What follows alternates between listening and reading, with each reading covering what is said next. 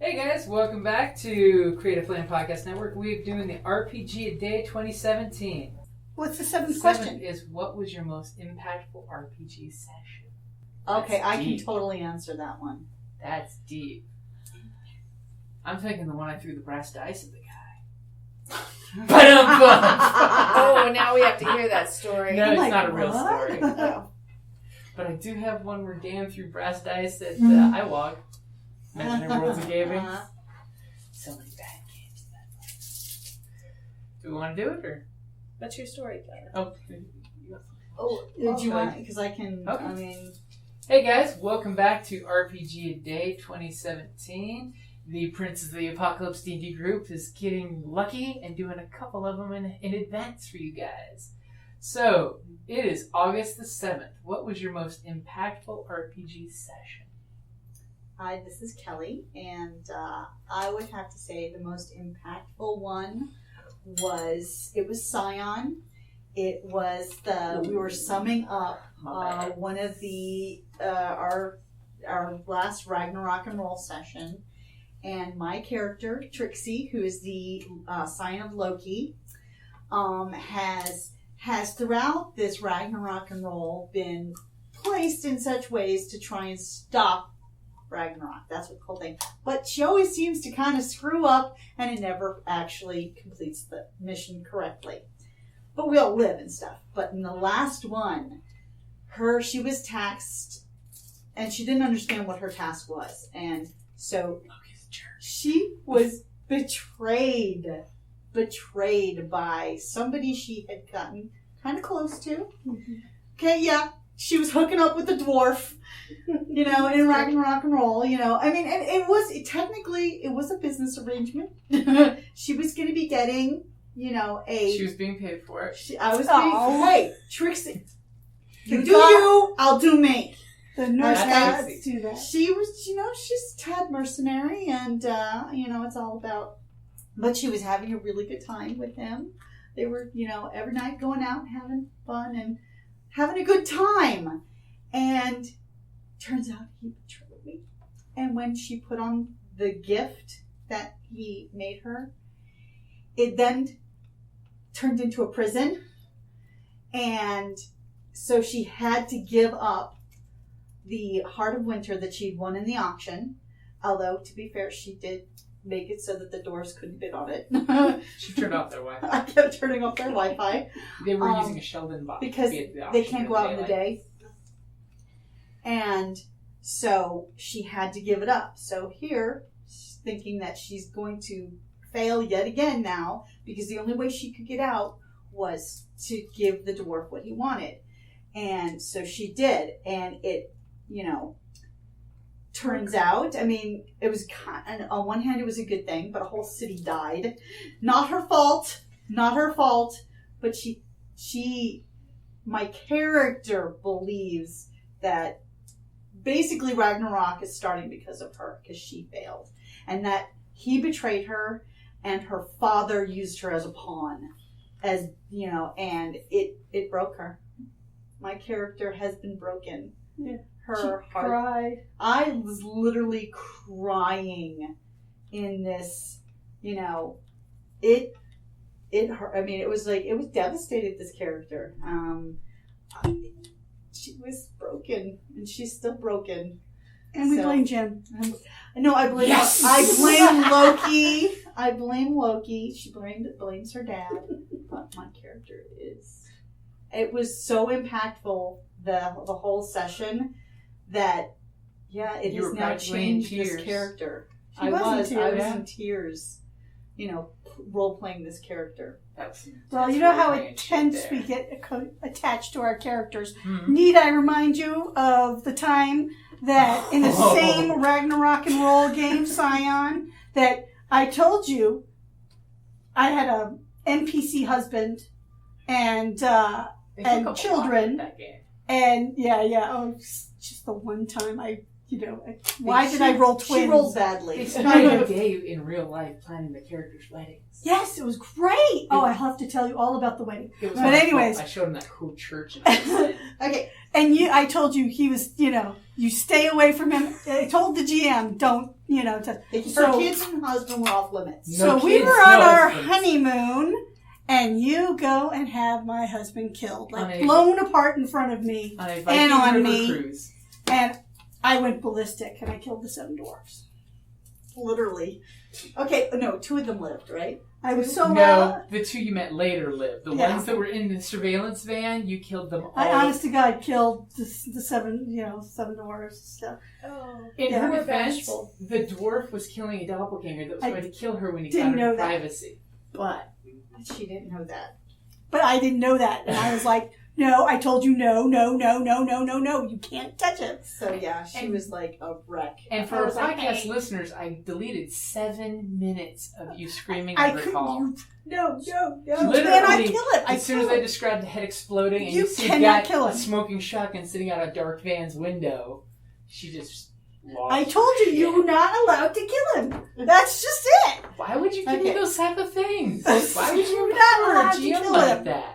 Yeah. So It's always a bad sign sign. can be very powerful, Mhm. especially when you have a GM who's got Machiavelli genius here. And then the group felt evil because they killed the dwarves. I and did, they were I in the felt so surveillance van. bad. They're like, "Why is this a surveillance van?" And they hit play on the video that's up, and you show her husband running back into the gift shop, and then the doppelganger comes out of the mirror Oh, but the thing and is, then knocks the him reason out why- and locks him up in the the castle. reason why her husband went back into the gift shop was to buy her another ring because she gave up her wedding ring to save. all these people all on this these Viking people on a river boat. cruise.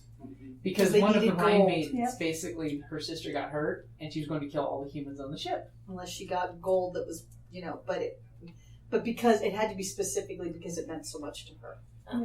So, There's a reason why the Scion game is the first podcast we started, because we want to make sure to record that stuff. We got some seriously Right. deep storylines. That's cool. Any other volunteers for this? All right, impactful.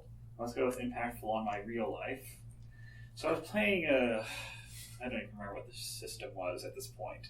I think the DM was just improvising the entire time. But I'm playing with a girl who was then my girlfriend. And we get into this room where it's like, oh, just need to go into this one place and you make a wish and we'll change whatever thing with the world. And it turns out our entire group had different goals with that. And it becomes a race to see who can get to the center of the room first. oh dear. Unfortunately, while I'm a rogue, I am not in first place in this race. It is actually my girlfriend. So I decided to give her a tap on the shoulder in the form of a knife in her back. Oh. Stop, let's discuss this a little bit. You were just playing to your character. I was. We weren't dating in the game, so... No. Did Good you- caveat. Yes. Yes, but then that turned into a thing. Yeah, no. Everyone Sorry. at this table, we go, you should have discussed this with me first. Yes, the rest of the night was but you threw a knife into my back! It turns out that is not a popular thing to do with. your Don't partner. game to bed angry. Yeah. Yeah. And she was very determined that she was going to do the right thing, and we all screwed it up because I threw a knife in her back. Well, And if I obviously, had just not thrown knives into people's backs, that's a good life choice, Who typically. knew you had her back, but in the wrong way? Oh, touche. yeah, that was a mistake, it turned out. You can win the game, but lose. Lose the war of love. Yeah. Bravo, sir. Very, That's the way the sciatica severs. the moral of the story. Oh, dear. Remember that, honey. I've done so many bad things to you, and I I know. survived the next night. It's okay. Oh, me? Let's see. So many. So, a lot of what's coming to mind are the most recent Sunday game been in, and there's a lot of moments in there that I could draw on. Let's see. But I guess one of the ones that was most impactful was for reasons of foreshadowing, and because it was an extended 12-hour session, it was meant to be so that the players were emulating the tiredness that the characters were feeling. So we're defending against this, helping defend against the siege of this capital city, and there's monstrous armies outside. They have cannons we didn't know about. There's a dragon that swoops in, and we have to deal with that. And one of the most important, one of the greatest moments of it, and is still occasionally a sore point between me and the DM these days. There was a big ramp up story wise. There's an extra planner being summoned for the siege against the city. Blah blah blah. We discover this. We discover it in writings all across our adventures. And when we get to the city, we're helping defend against a flow of goblinoids that are coming into the city. And I'm saving something special. Yeah, look in your face right now. Right? So it finally appears, right? It appears, it's got a bunch of weird floating, flying creatures around it as well. So I'm thinking, okay, worded out the wazoo, this must be the extra planar. It's up here, it's got electric running all through it. So I'm like, okay, this is what I do. And I say, I'm casting dismissal. You, off my plane. Fails the save, fails the SR. Blows away a boss fight with one spell. Oh my god! And you banish him from whence he came. And he's banished. Yeah. And so later on in that night, I could tell he was still sore because he was using an assassin with a rifle. Ooh, that's dirty. And when I was like, I can't do anything, I don't have any spells. And he's like, wah, I eliminated a boss fight with one spell. Wah. You took the wind from his sail. I did. Yeah. Yeah.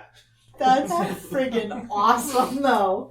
But yeah, the DM's probably like, okay, so now what are we going to do with the rest of the 3 hours? So, who wants to go Well, we had Chinese? 6 encounters planned that night, so it was expected. But that one was supposed to be about a half an hour, not 10 seconds.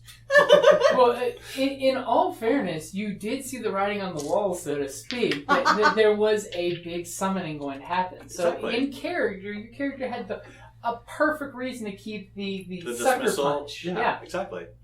Because nothing else was extra planar. Dismissal was completely useless to me up until that point. Awesome. So I was running a game for the first time as a game master, and it was Unhallowed Metropolis, which is one of my favorite games, although it's very deadly, so it's great to do some house rules with that game. Otherwise, you make a complicated character, and they die in that session. That's pretty common with the way they originally drafted the rules. So I had some house rules in place to keep people from dying all over the place so we could roll through with our characters. I wanted people to have a role-playing experience, not just a slaughter. And I had created this dungeon in a faux Chinatown kind of experience, drawing from some elements of the Big Trouble in Little China movie. And also from some archaeological elements with the terracotta soldiers. And I turned them into these terracotta soldier automatons because it was a steampunk game. Sweet. And so my crew had to go through all of these locks to proceed. Ooh, You've heard about I've this. heard of this one. And Well, Duncan was our thief, and he had really good skills. So I went in thinking they were going to get through the lock portion pretty well. And I sort of created these multi-step locks where you had to stick your hand in and do these complicated things. Where I was like, Duncan will have no problem with it. But if I don't build up the intensity, then it's going to be it's not going to have a good rhythm on this dungeon. It'll be too easy. So there needs to be some challenges as you go through, but not too challenging. I was not looking to actually kill Duncan on the fucking locks or make him lose a hand. And he was just like failing and failing and failing. And I'm just like, they aren't even like little fails. They weren't even things where I could like fudge it a little bit to be like, well, it took you a little longer. No, massive, terrible fails. And I'm like, oh my gosh. Oh my gosh. As I'm showing the group the picture in the Dungeon Master Guide on page 120 that shows the arcane guy going to reach a grab a MacGuffin from a horrible death trap full of blades and things that look like they will take off your arm, and the fact that the wall was covered with blood on the blades and bloody handprints from previous victims. That's Duncan's character's blood. yeah. I felt so bad, and also because I was kind of new to running a game, I didn't have like a good tactic for like circumventing what was happening. Like I was even trying to fucking soften this shit, and he was still failing. We did not lose him permanently, but it was there was some Permanent repairs. appendages were lost permanently. repairs. It is a game in which you can get some like, you know, bionic limbs and stuff, but at a cost. So it was actually ridiculous because it was so hard to get through the locks that I created to be like average to easy, like pretty easy for this group, that we had to like take a breather before we hit the really hard part of the dungeon. Wow. Yeah. Wow. So I learned some good GM things. I think I apologized to Duncan pretty profusely. And I still feel actually pangs of guilt about that one. I'm still like, oh, I failed. If it makes you feel better, he was bragging about it like badge of honor. Oh, that's good. That does make me feel better. Oh my god, it was so ridiculous. It's that no shit, there I was moment. Because some of the best stories start with the horrible thing, and yet you survive. Right. Because They did as a live. GM, when you expect them to succeed easily, they fail. When you expect them to fail and have a hard fight, they succeed immaculately. No, that's true, because by the time they got to the freaking terracotta automaton soldiers, that I thought was going to be like, Which is a great idea. terrible. Yeah. Just ask Glassstaff. I thought it was going to be this terrible, brutal experience. They got it and they were like, they just like blew through the room. I'm like, what just happened? I spent 1,000,000 hours crafting this part of the game and 10 minutes crafting the locks. And you guys were like, the locks are doomed! I'm going to die! And then you get to the really hard part and you're like, yeah, we just roll this Pshaw. dice, get a critical hit, and yeah, we're done. The great thing about both of these stories is that they're all dependent on the RNG, the random number generator, the D20s, the D whatevers. The intensity around the success or failure Is the chance. can really create some awesome stories. And also, like, all of the guys in this group are really bright. A lot of engineers, a lot of historians, you know, just really smart, out-of-the-box thinkers. And so they hit the terracotta soldiers, and they came up with a plan of attack where I was like, fuck me, man. Shit. Oh, okay, we're doing it that way? Great. We're gonna blow through this, and then they did. So it was actually wonderful and terrible at the same time. But see, that's magical, because that's like League of Extraordinary Gentlemen. You know, when they're this defunct group of motley guys are having so hard difficulties doing simple things, but then when it comes to the killing shit, they got that. Oh yeah. They're like, we got this. Boom, you're done with the big fight, like in 2 minutes, you know.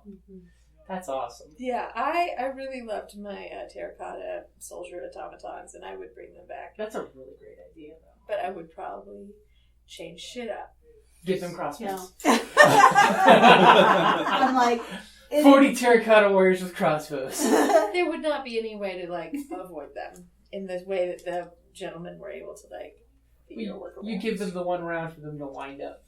Yeah, and then it's the death room. Then they smite. And then it's that scene from American Gods where that guy walks out of the bushes and all of the arrows melt directly into him and no misses. When the Viking goes to the Scraglings in Vineland. Yeah. Oh my god. Although what's great, and I'm glad that Jim had the initial idea of let's start recording these sessions because then you can go back to listening to them. You know what? As a matter of fact, I would like you to put on disc the Ragnarok and Roll. You know, jump drive. Yeah, or something that, because That's a good idea. It's way too long for a disc. Well, yeah, I mean, or at least, because, I mean, it was very, that was like a roller coaster. It was, and when you get these moments and you're sharing these moments, that's the most impactful thing. And weren't you asking for something that you could do as another Patreon reward level, Jim? I That's did on the right. Facebook. Where if you did a certain reward level, you could request to have a certain series on a jump drive.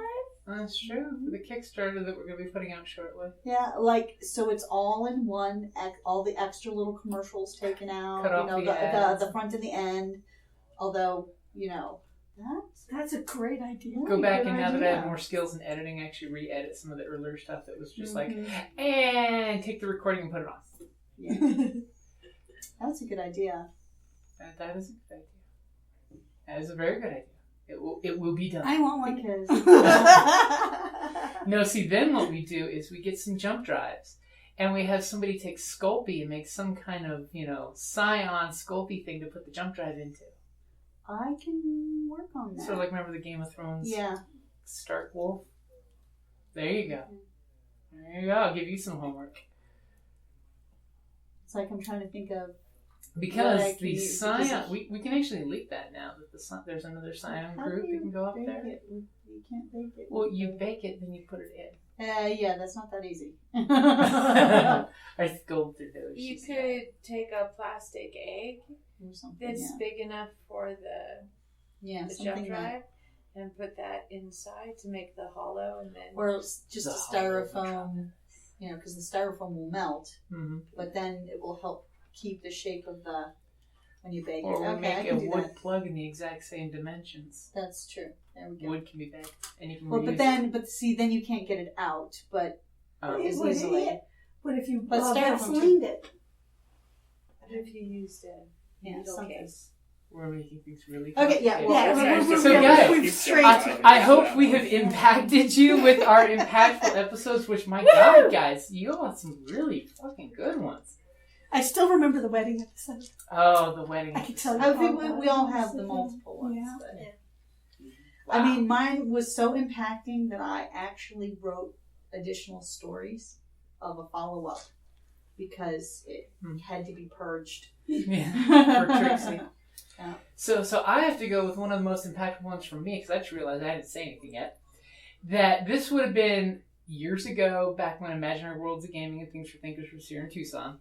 It was our local game store. Hey, plus that's this- where I got my first dice. My Yeah, first time. They had this really cool concept of in the back of the parking lot, they had a place where there was 6 game rooms where you could go in a game and borrow. Sort of like what most Tucson Games and Gadget does here. But there was lots of space in a storage unit in the very back of the little compound.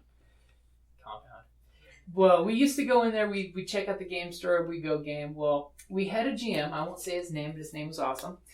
But he was known for being a killer GM. Basically, he was at the end of his GMing through high school type of thing and burnt out on running games for people. He really should have stopped GMing, taken a break, got the venom out of the system.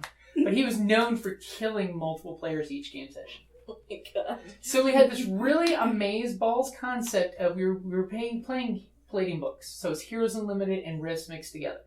He let us pick any creature in Rifts that we wanted, total kitchen sink, because we all know Rifts is kitchen sink. If a GM doesn't rein in the reins, you can have all kinds of wonky, crazy stuff. So we all went with these crazy combinations. Like Dan went with a superhero who was the mix between the Flash and Superman. Indestructible, but could run sonic speed. And I went with a Temporal Raider, which is basically this dimensional being who's all about fourth dimension and temporal magic. Because I thought if we were dimension hopping, it makes perfect sense for the group to bring somebody who can do cool things like, and you have a bag of holding, and you have a bag of holding. So that way we can go from dimension to dimension with all our stuff. And yeah, he basically ran this game where we were following and taking away items from the Rift's Mega Damage dimension from SDC Worlds. And we're like, cool, we got this shit. Now my guy's got MDC that I can take a missile to the face and keep fighting. And eventually I'll grow back. One of the things he forgot to tell us was how he was home ruling temporal mechanics between dimensions. If you take an MDC missile to an SDC world, it's still an MDC missile. And when you take a magic creature from an MDC world, it becomes an SDC world, which is the normal game mechanic. The missile normally would be either inoperable or SDC. Well, he kept them MDC. So, of course, half of our group got annihilated with the first wave of small missiles that came at us, because basically I did the whole, I can take this blast, I'll get between my teammates and I can't take the hit, and I became little gold flakes. And basically this immense death trap, tailor-built for each of the players, like my buddy Dan, who's running around doing super speed, there's a robot that could stop him and kick him into a wall. And on his turn, he would get out of the wall. And the robot would kick him into the wall. And we literally had 2 hours of gaming where when it became my buddy's turn, he'd get out of the wall and get kicked back into the wall. To the point of where all of us were saying, for God's sake, eventually he's indestructible. That wall will crumble to dust that he's being kicked into. He should be able to escape somehow. One of us needs to survive this murder hole. And basically, it ended up where my buddy basically grabbed his character sheet, ripped it in half, threw it away, and says, you know what, I'm done for the day. So that, it was impactful for me as a player and a GM. Don't drive your players to that point. No. And don't let shit get that. It's not a who wins, who loses. It's a collaborative, fun game. Mm-hmm. Yes, it's good to push your people down in the mud. Sorry, guys. It's fun to step on you in the mud. That's right. Yeah. So that way you So can learn the lesson of hard. falling down and get back up and be better. But the trick is, like I always say in a lot of the articles I've written and stuff, is be your player's number one fan. As a GM, I can't show you fuckers that shit. But be your player's number one fan. Because basically we're all writing the story together. It's your story, not my story. If I want it to be my story, I'll go write a book story. and publish the book. You know, this is our story. Damn it, I gotta go write a book. You and Raymond Price, man. Yeah. But you know, it's if I want that storybook ending, I'll go write my own storybook ending where, you know, Queen Daenerys and Jon Snow get together and marry and take the dragons. Can't. They're spoilers. The Targaryens did all the time. I mean, I know that spoiler, but yes. Yeah, I think he's just gonna hook up with Sansa, Santa? His half sister, who's not actually his half sister. his cousins. Yeah. Yes. Cousins are fine. Cousins are okay, right? From Uncle where I'm Daddy. from. Totes. Uncle Daddy. Okay, so that we broke Carrie. That was a great story, though, Jim. It is really important. And it was just impactful as a player and GM of it's not fun, you know, call the game. Yeah. The idea is it's supposed to be a challenge. It's supposed to be, not all challenges are challenges. We just talked about with the other events where good role playing, good tactics, shit happens. Shit goes amazing. And sometimes you go, no shit, there I was. Yeah. Other times when it's Atlas, you know, carrying the earth on his shoulder, or Sisyphus. I'm like, Prometheus was the eagles and the liver, but yeah, pushing that rock uphill just to have it fall down and fail repeatedly in a way that you can't work around. Yes.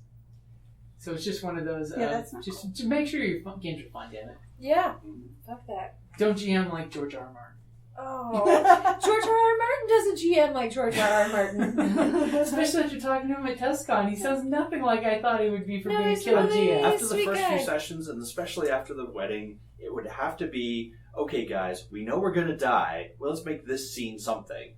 And then we'll just make new characters next week. And it'll become a cycling character thing. Just, it's sort of like, what's that game, Paranoia, where you have your Mhm. set of Close. characters Yeah. Mm-hmm. and you are prepared. You have a They're all funnel in gonna that die. system, and basically you have your copy clones, and you're killing each other in that game. When you play Paranoia, the idea is the GM will sit back and let you all kill each other because it's Paranoia. Yeah. You don't have color clearance to know the secret that I know that I shot you for. All right. Oh, Paranoia. And by the way, for those of you, since we did mention the Red Wedding, if you like the Red Wedding, not giving a spoiler, but I will name the scene in my own special way of calling it the Red Wine Tasting.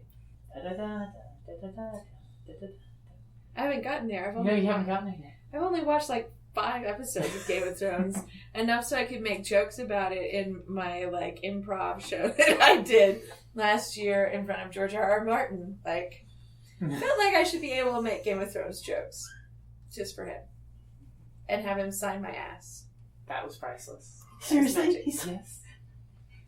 He signed my bustle. Oh, okay. I was like, He would have signed my ass if I'd asked. You know, we still have that Game of Thrones book to do a giveaway for. Oh. Yeah. So if you're still listening in this very long episode and you're interested in a copy of the Song of Fire and Ice, the first book of George R. R. Martin's Game of Thrones, we do have an autographed copy that we need to do a contest on Facebook for or something. cool. Yes. And that is a good place to finally wrap it up there.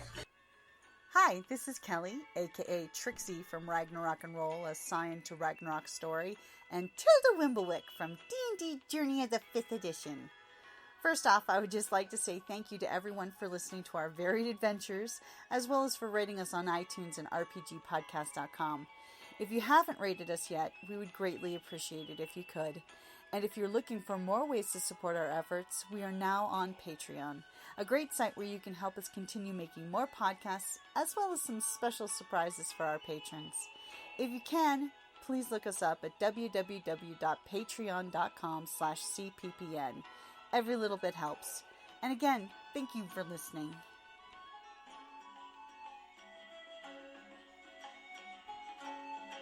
Thank you for listening to the Creative Play and Podcast Network. And feel free to enjoy our other shows, such as D&D Journey of the 5th Edition and Scion Ragnarok and Roll, a Scion hero to Ragnarok story. Thank you for listening.